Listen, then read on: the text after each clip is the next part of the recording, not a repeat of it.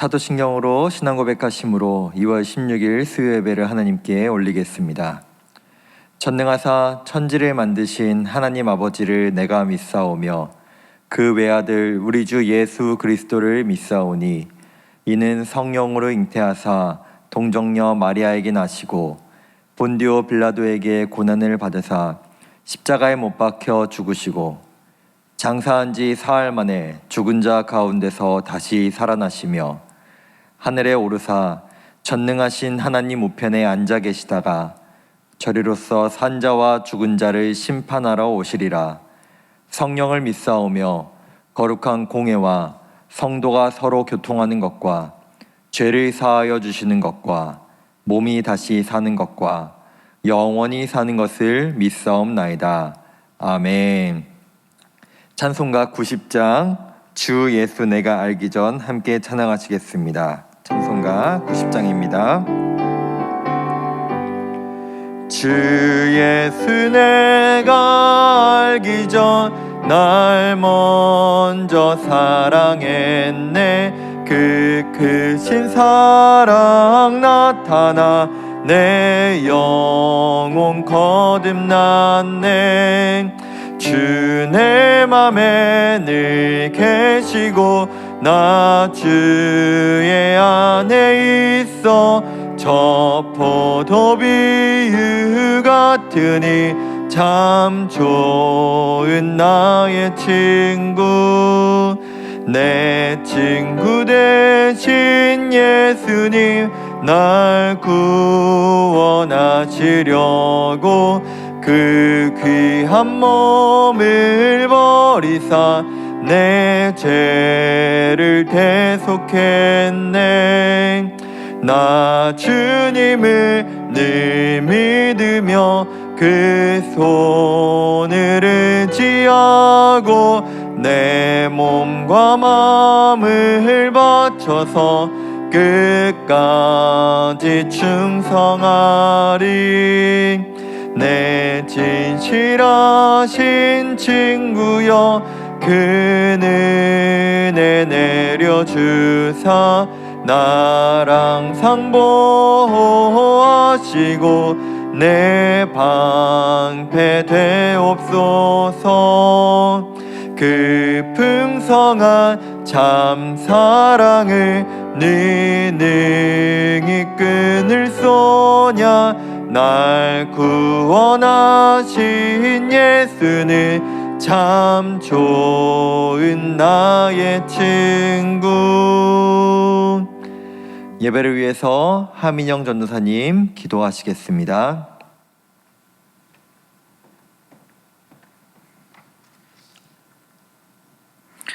사랑과 은혜가 넘치시는 하나님, 이 시간 수요 예배를 통해 오직 주님만을 예배케 하심 참으로 감사를 드립니다. 저희의 기도를 들어주시옵소서. 하나님을 경외하는 주의 백성들 다 되기 원합니다. 주님이 허락하시는 복을 기대하는 자들 되기 원합니다. 저희가 가진 생각과 계획들로 매일 살아가고 있지만 주님께 모든 것을 맡겼을 때 그보다 더한 복을 주시는 주님을 믿고 주님의 길에 선 자들이 되게 하여 주옵소서. 너무나 연약해서 세상과 타협하거나 세상을 더 사랑하거나 세상의 지식으로 그리고 육적으로 살아가려는 모든 욕망을 이 시간 제하여 주시고 오직 주님만이 생명이요 전부인 자들 다 되게 하여 주옵소서. 주님, 대한민국을 위해 기도합니다. 하나님의 주권을 따르지 않고 세상과 타협하며 나아가고 있음을 주님께 고백합니다. 회개의 영을 부어주시사 하나님을 경외하는 우리가 되게 하여 주옵소서. 그리하여 우리 대한민국을 다시금 회복케 하시사 기도하는 자들이 일어나게 하시고 하나님의 지혜를 가진 자들이 이 나라를 다스리게 하시며 하나님만을 경외하는 자들이 이 땅을 기도하게 하사 주님 나라가 이 땅에 가득하게 임하여 주옵소서. 담임 목사님을 위해 기도합니다. 영육간의 강건함을 허락하시고 놀라운 지혜를 허락하셔 악한 이 시대에 선한 영향력을 더욱 끼쳐갈 수 있게 하옵소서. 우리 교회 파송 협력 선교사님들 지켜주시고 코로나 바이러스 가운데 주님께서 하시는 사역들이 더욱 빛나게 도와주옵소서. 변화될 기미가 보이지 않는 그 땅에 주님의 복음이 들어갈 수 있게 주옵소서. 오늘 특별히 오성진 목사님을 단위에 세워주셔서 감사합니다. 능력의 말씀을 전하실 때 주께서 크신 은총 베풀어 주시사 그 입술을 통해 전해지는 하나님의 놀라운 비밀의 말씀을 통해 우리의 삶이 변화되게 하옵소서. 이 시간 저희에게 많은 일들을 행하여 주시고 이루어 주실 주님만을 기대합니다. 홀로 영광 받아 주옵소서. 주 예수 그리스도의 이름으로 기도드립니다. 아멘.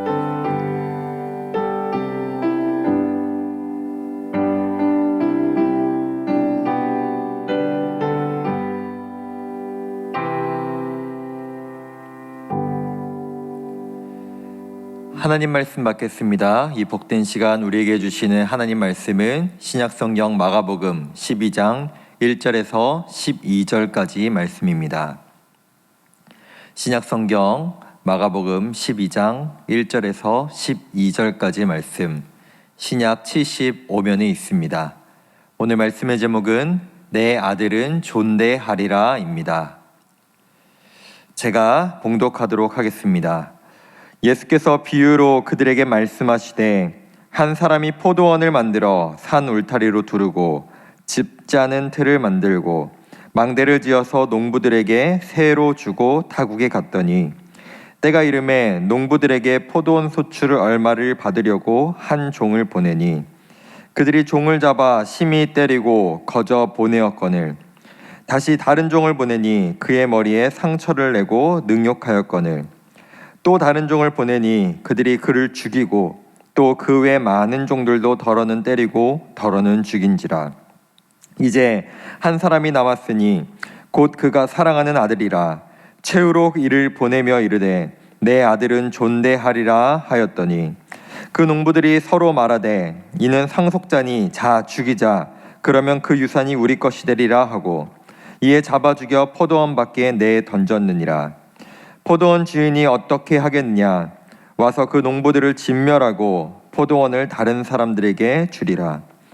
너희가 성경에 건축자들이 버린 돌이 모퉁이의 머릿돌이 되었나니 이것은 주로 말미암아 된 것이요 우리 눈에 놀랍도다 함을 읽어보지 못하였느냐 하시니라. 그들이 예수의 이 비유가 자기들을 가리켜 말씀하신 줄을 알고 잡고자 하되 무리를 두려워하여 예수를 두고 가니라. 아멘. 사랑합니다. 네, 우리가 그 인간관계 속에서 사람들을 만나며 살아가다 보면 때로는 이런 분들이 있습니다. 참 답답하기도 하고 참 어리석은 것 같다. 저래서 어떻게 세상을 살아갈까? 어쩜 저렇게 사리 분별이 안 될까? 아니 계산할 줄을 모르나 라고 하는 분들이 계실 때가 있습니다. 요즘같이 나 하나도 챙기기 참 어렵고 힘든 세상 속에서 정신 정말 바짝 차리고 살아가야 되는 이 세상 속에서 그런 분들을 보면 참 답답할 때가 있죠. 뭐 예를 들어서 뭐 휴대폰을 구입한다랄까 또는 무슨 물건을 구입한다고 할 때 요즘은 참 가격 비교도 잘하고 손해보지 않기 위해서 잘 찾아서 구입하는 사람들이 있는 반면에 참 어떤 분들은 제값 다 줘가면서 아니 오히려 제값보다 더 줘가면서 구입하시는 요즘 젊은 사람들 말로 속히 호구 또는 호갱이라고 불리는 그렇게 살아가는 분들이 계시는 것을 볼 때가 있습니다. 그저 남에게 퍼주기만 하는 것 같고 손해만 보는 것 같고 자기 것은 챙기지도 못하는 그런 사람들을 보면 그런데 그런 사람들이 내 가족이나 내 자녀라고 한다면 얼마나 속이 터지고 답답할까요? 오늘 우리가 읽은 본문에 보시면 우리가 보기에도 참 답답하고 순진한 건지 바보 같은 건지 모를 그런 사람이 한 명 등장합니다. 오늘 우리가 읽은 이 본문에 보시면은 예수님께서 비유로 한 가지 이야기를 말씀하십니다. 당시 사람들에게 너무나 익숙한 포도밭, 포도원에 대한 비유, 또한 그 포도밭의 주인과 그 밭을 일구는 소작농들, 농부들에 대한 내용을 가지고 예수님께서 말씀하시는데요. 오늘 말씀 또 이 비유는 너무나도 명확합니다. 무엇이 무엇을 의미하고 그 누군가 인물이 누구를 의미하는지는 우리도 한 번만 보면 바로 알아차릴 수 있습니다. 오늘 이 비유에 대해서 간단하게 설명을 드리면 한 사람이 포도원을 만들었는데 이 포도원을 대충 만들지 않았습니다. 오늘 1절 말씀해 보시면은 산 울타리로 그 포도원을 잘 두르고 또 그 수확한 포도를 즙을 잘 짜기 위한 그 틀 또한 만들고 이 포도원을 지키기 위한 망대까지 만들어 가면서 이 포도원에 대한 애정과 또 정성 어린 모습들을 우리가 볼 수 있습니다. 즉, 이 포도원의 주인은 이 포도원을 만들어서 그저 새를 그냥 줘버리고 여기에서 얻는 소출 정도만 얻는 것이 목적이 아니었고 이 포도원을 통해서 반드시 열매를 맺고 이 포도원으로부터 그 열매를 얻고자 하는 것이 이 주인의 목적이었다는 것입니다. 그렇습니다. 이 포도원이 의미하는 것은 이 이스라엘이라는 나라이고 또 이 포도원의 주인이 하나님이신 것은 우리가 너무나 잘 알 것입니다. 그런데 이 이스라엘이라는 나라와 이 백성들이 그 열매 맺는 일에 힘쓰지 않았습니다. 오히려 2절 이후에 보시면은 이제 추수 때가 이르러 당연히 주인이 그 농부들에게 소출을 받기 위해서 자신의 종을 보내는 모습을 우리가 봅니다. 그런데 그 농부들이 참 이해할 수 없는, 어떻게 보면 참 당황스러운 행동을 합니다. 그 주인이 보낸 종을 때리고 아무것도 주지 않은 채 내쫓아 버렸습니다. 그래서 주인이 뭔가 잘못됐구나 라고 해서 종을 다시 한번 두 번째로 보내죠. 그랬더니 어떻게 하죠? 이번엔 머리에 상처를 내고 능욕했다라고 기록합니다. 동서고금을 막론하고 사람의 얼굴이나 머리를 때린다는 것은 오늘 성경에 표현된 것처럼 누군가를 능욕하고 누군가를 욕보이기 위함이라는 것을 우리는 너무나 잘 알고 있습니다. 제가 학창시절 때만 해도 선생님들께서 매를 자주 드셨던 것을 기억합니다. 근데 참 그때도 학생들이 어떤 선생님에 대해서 인간 취급, 사람 취급을 하지 않았던 선생님들을 보면은 뺨을 때리거나 참 머리나 얼굴을 때리는 선생님들은 학생들도 저건 선생님도 아니야 라고 여겼던 기억이 있습니다. 그렇습니다. 이 정도로 보면 벌써 두 번째로 종을 보낸 이 주인의 입장에서 저 사람들, 저 농부들을 가만두면 안 되는 그 입장이 되어야 하는 것이죠. 그런데 참 이해가 되지 않게 이 주인이 제가 처음에 설교 초두에 말씀드린 것처럼 바보인 건지 멍청한 건지 사리분별이 안 되는 건지 여기에서 종을 다시 한번 보냅니다. 5절에 보시면 세 번째 종을 보냈는데 그 종이 어떻게 되었냐? 그 종을 죽이고 그 외에 다른 종들도 계속해서 보냈지만 때리고 죽였다라고 기록하고 있습니다. 이건 너무나 분명한 그 농부들의 자신들의 결단과 의지를 표현한 것이 아닐까요? 한 번만 더 보내봐라. 죽여버리겠다. 한 번만 더 보내보라. 더 욕보이고 내쫓아버리고 때리겠다라는 것을 분명히 보인 것이죠. 더 나아가서 나는 이 포도원의 주인은 당신의 말을 들을 생각이 없다. 우리에게 어떤 명령도 어떠한 메시지도 보내지 마라 라고 하는 그 거역과 반역의 의미가 너무나 분명했습니다. 오늘 말씀을 준비하면서 여러 가지 본문들이 좀 떠올랐습니다. 2022년에 접어들면서 우리 주일학교 모든 부서들이 같은 커리큘럼으로 말씀을 받고 있는데요. 특별히 1월부터 창세기 시작 말씀부터 우리가 계속해서 말씀을 받고 있는데 이 창세기 말씀을 쭉 읽어보다 보니 어떻게 보면 하나님께서 이 세상을 창조하시고 우리 인간들을 사랑하시는 그 모습들도 너무 많이 나와 있지만 동시에 사람들은 끊임없이 하나님을 거부하고 거역하고 떠나려 하는 모습들을 보게 됩니다. 아담과 하와부터 시작해서 그의 아들 가인, 그리고 노아 시대 때의 그 수많은 죄지었던 사람들, 그 노아 이후에 또 하나님의 자리에 이르겠다고 바벨탑을 지었던 그 많은 사람들까지 끊임없이 하나님 앞에 거역하고 반역했던 사람들의 모습이 등장하죠. 그뿐만이 아닙니다. 우리가 새벽마다 말씀으로 받고 있는 예레미야 선지자를 보면 어떻습니까? 하나님께서 예레미야를 통하여 끊임없이 그들에게 말씀하시는데 그들에게 사랑의 말씀도 하시고 그들에게 경고의 말씀도 하시지만 그들은 듣지를 않습니다. 오히려 하나님이 보내신 선지자인 예레미야를 능욕하고 때리며 옥에 가두기까지 하는 모습을 우리는 볼 수 있습니다. 즉, 오늘 예수님께서 비유로 말씀하시는 이 모습은 단순한 비유가 아니라 이스라엘 전체의 역사와 마찬가지였다는 것입니다. 기가 막힌 것은 이 정도쯤 됐으면 세 번이 끝이 아닌 것입니다. 오늘 5절의 말씀을 보시면 세 번째 종 이외에도 많은 종들을 보냈다라고 나와 있습니다. 이쯤 했으면 어느 정도 힘이 있고 권력이 있는 주인이라면 이 사람들을 벌해야 하는 것이 너무나 마땅한 것이 아닐까요? 그런데 이 주인의 선택은 어땠을까요? 오늘 말씀해 보시면은 자신의 사랑하는 아들을 최후로 보내며 하는 말이 내 아들은 존대하리라 라고 말하고 있습니다. 저는 이 구절을 보면서 마음으로 참 너무 답답한 마음이 들었습니다. 아니, 어떻게 이럴 수가 있을까? 지금까지의 모습을 보면 아들을 보내도 소용없다는 것을 모를까? 과연 모를까? 정말 이 정도로 사리분별이 안 되나? 라는 생각이 한편 들었습니다. 아니, 한두 번도 아니라 수차례 보낸 종들을 한 번도 존대한 적도 잘 대우한 적도 없이 때리거나 능욕하거나 죽였던 그 사람들을 어떻게 믿고 자신의 사랑하는 아들을 보낼 수가 있을까요?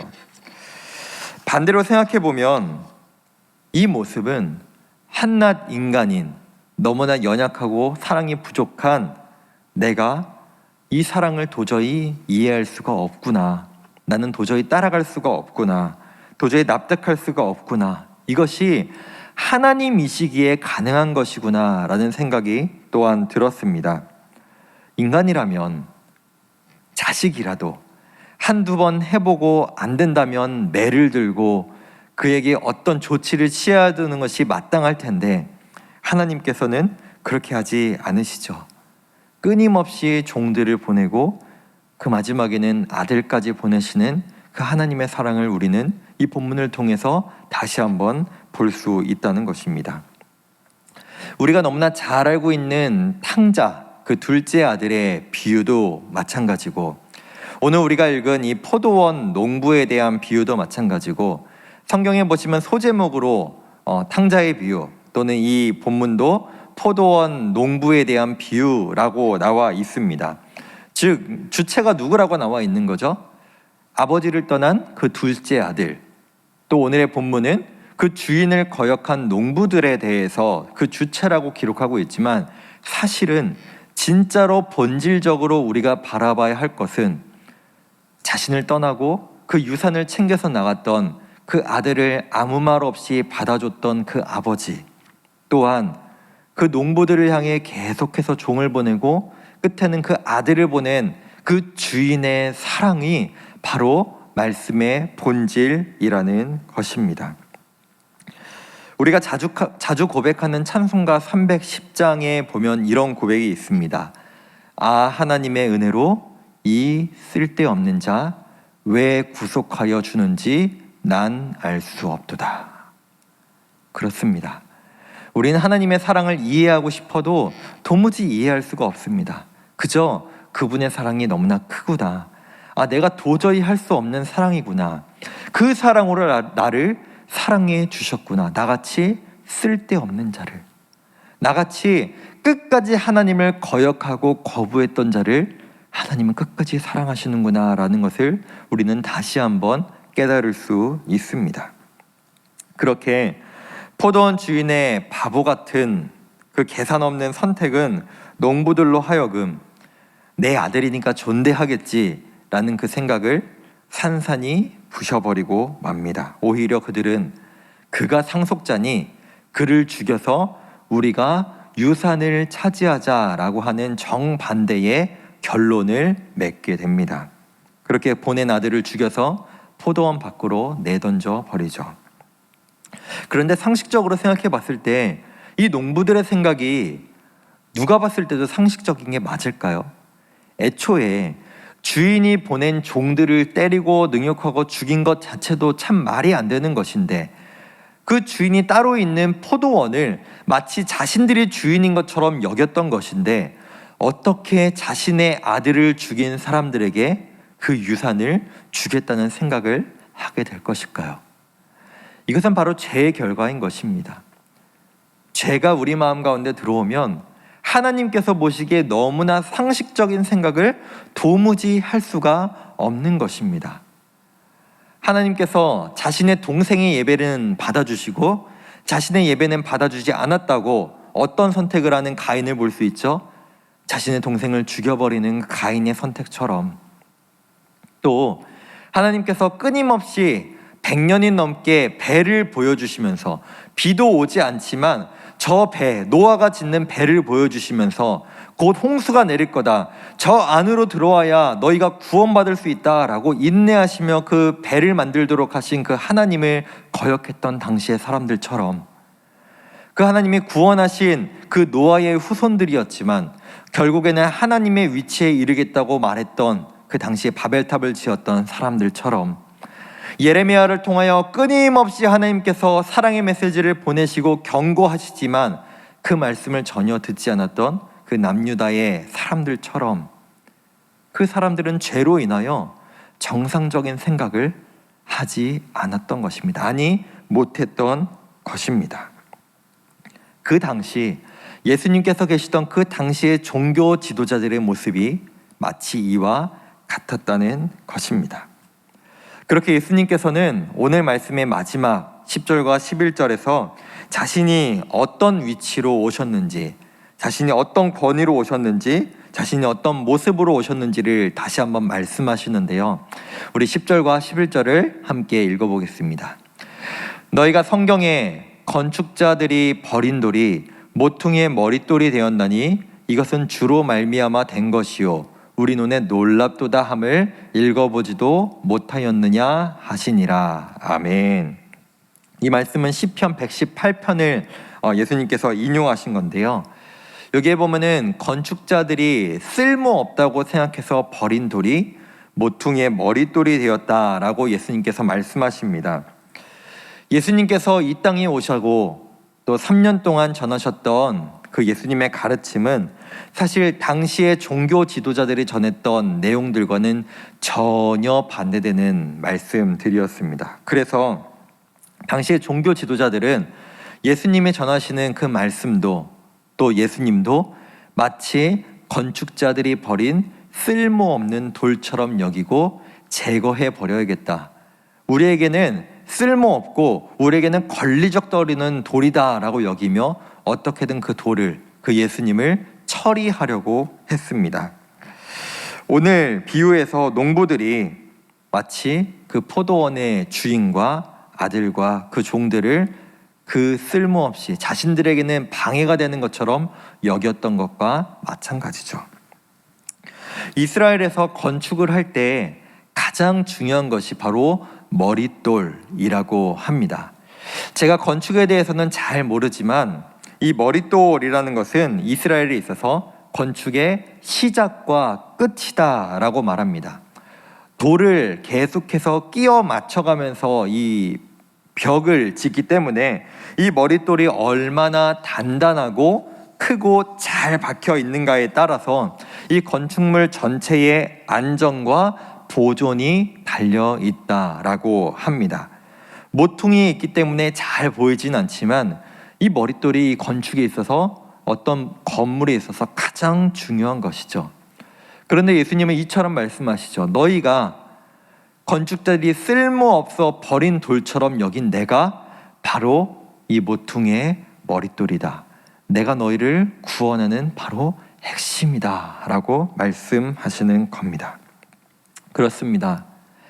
하나님의 그 무한하신 사랑을 깨닫고 이해하지 못했던 그 이스라엘 백성들과 종교 지도자들, 바로 오늘 비유로 보듯이 우리가 도무지 이해할 수 없는 사랑과 방법으로 하나님께서는 우리를 사랑하시기 때문입니다. 그들은, 이스라엘은 하나님이 보내신 그 많은 선지자들을 때리고 능욕하고 죽였습니다. 이제 그 포도원 주인의 아들, 그 사랑하는 아이들이 그들 앞에 나아갑니다. 이것이 하나님이 베푸시는 진짜 사랑의 모습이었습니다. 한편으로는 이 비유를 보며 나는 이 비유와 상관없어 라고 생각할지도 모르겠습니다. 나는 그 하나님이 보내신 종을 멸시한 적도 없고 하나님이 보내신 그 아들을 죽인 적도 없어 라고 우리가 말할 수 있기 때문이죠.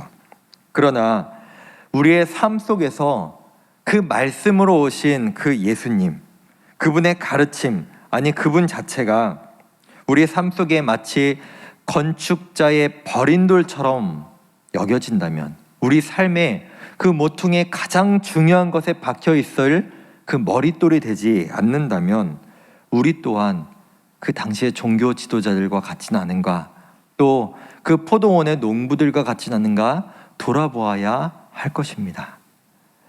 말씀을 맺겠습니다. 오늘 본문의 마지막 12절에 보시면 당시의 종교 지도자들은 이 예수님의 비유를 듣고 이 이야기가 무엇을 의미하는지, 또 누구를 의미하는지, 바로 자신들을 의미한다는 것을 분명히 알고 있었다라고 오늘 성경은 기록합니다. 그러나 그들은 회개하지 않습니다. 그들은 돌이키지 않습니다. 오늘 본문에서 말하는 것과 같이 오히려 예수님을 죽이려고 하는 모습을 우리가 보게 되고 결국에는 예수님을 십자가에 매달고 맙니다. 마치 주인의 아들을 죽이면 유선을 얻을 수 있을 것이라고 여겼던 포도원의 농부들과 똑같은 선택을 했던 것입니다. 사랑하는 성도 여러분, 우리가 오늘 말씀을 통하여 다시 한번 기억해야 할 것, 나는 도무지 할 수 없는, 나는 도무지 이해할 수 없는 그 사랑을 하나님이 나에게 보여주셨구나. 내가 그 사랑을 정말 잊지 않고 나에게 끊임없이 그 사랑의 메시지를 보내시고 나에게 끊임없이 말씀하시는 그 하나님을 다시 한번 바라보아야겠구나 라고 깨닫는 우리의 모습이 되었으면 좋겠습니다. 더불어서 정말 나에게 말씀으로 오신 그 예수님을 나는 정말 존대하고 있는가, 존중하고 있는가, 그 말씀을 건축자의 버린 돌이 아닌 내 삶의 가장 중요한 머릿돌로 여기며 살아가는가를 날마다 기억하며 그 말씀 따라 순종하며 살아가는, 그 사랑 따라 살아가는 저와 우리 성도님들이 되시기를 간절히 소망하며 축복합니다. 아멘. 기도하시겠습니다. 사랑의 하나님 아버지, 오늘 말씀을 통하여 나를 향한 하나님의 사랑이 얼마나 크신지, 내가 끊임없이 하나님을 거부하고 거역해도 그 종들을 계속해서 보내시고 끝내는 그 사랑하는 아들까지 보내시는 그 하나님의 사랑을, 도무지 이해할 수 없는 그 사랑을 내가 오늘 다시 한번 말씀을 통해 봤습니다. 주님, 내가 그 사랑에 잠겨 살아가게 하여 주시옵소서. 내가 그 사랑에 온전히 변화되는 하나님의 자녀 되게 하여 주시옵소서. 더불어 내 삶 속에 하나님의 말씀, 그 예수님을 정말로 머릿돌로 여기며 살아가고 있는지 기억하게 하여 주시옵소서. 마치 당시의 종교 지도자들처럼, 포도원의 농부들처럼 건축자의 버린 돌로 여기는, 전혀 예수님을 중요한 분으로 여기지 않은 채 내 생각대로 내 욕심대로 살아가는 그 인생 되지 않게 하여 주옵시고, 날마다 내 삶에 그 주인으로 오신, 말씀으로 오신, 머릿돌로 오신 그 예수님을 따라 순종하는 인생 되게 하여 주시옵소서. 예수님의 이름으로 기도합니다. 아멘. 주 예수 그리스도의 은혜와 하나님 아버지의 사랑과 성령의 교통하심이 우리 주님을 내 삶의 머릿돌로 여기며 존대하며 살아가야겠다 결단하는 주의 성도들 가운데, 그렇게 살아갈 우리의 모든 날 가운데 이제와 영원까지 함께 있을지어다. 아멘.